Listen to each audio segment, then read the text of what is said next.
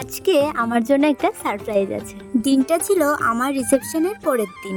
হঠাৎই সমাধি আসে, আর আমি তো দেখিনি কখন এসেছে, আর আমাকে ডাকছিল। আমিও নর্মালি চলে গেছি। যাওয়ার পর রুমে ঢোকার আগেই দিদি আমার চোখ ধরলো। আমি একটু অবাকই হলাম, কি হলো ব্যাপারটা। আমি দিদিকে বলছিলাম, কি হয়েছে গো, চোখ ধরলে কেন? তখন বলল, তোমার জন্য একটা সারপ্রাইজ আছে।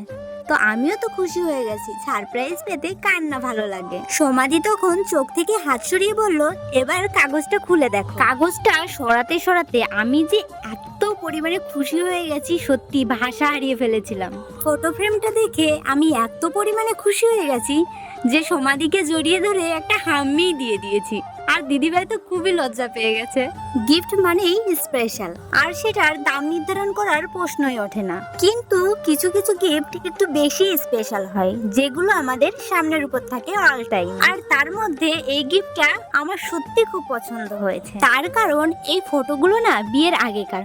ওই যে একটা দেখছো না, বউ বড় সেজে আছি, ওটা কিন্তু সিঁদুরদানের আগের ফটো। আর বাকি যে ফটোগুলো আছে সেগুলো আমাদের সিঙ্গেল লাইফের ফটো। ওই ফটোগুলোর সঙ্গে আমার বরের যেমন অনেক স্মৃতি জড়িয়ে আছে, সেরকম আমারও কিন্তু অনেক স্মৃতি জড়িয়ে আছে। প্রত্যেকটা ফটো আমি কিন্তু মন দিয়ে দেখছিলাম আর পুরনো স্মৃতিগুলো মনে করছিলাম। কারণ আজকাল তো ওই গ্যালারি ঘেটে পুরনো ফটোগুলো দেখাই হয় না। আর কি বলতো, আমি পুরনো ফটোগুলো তখনই দেখি যখন আমার ফোনে নেট শেষ হয়ে যায়।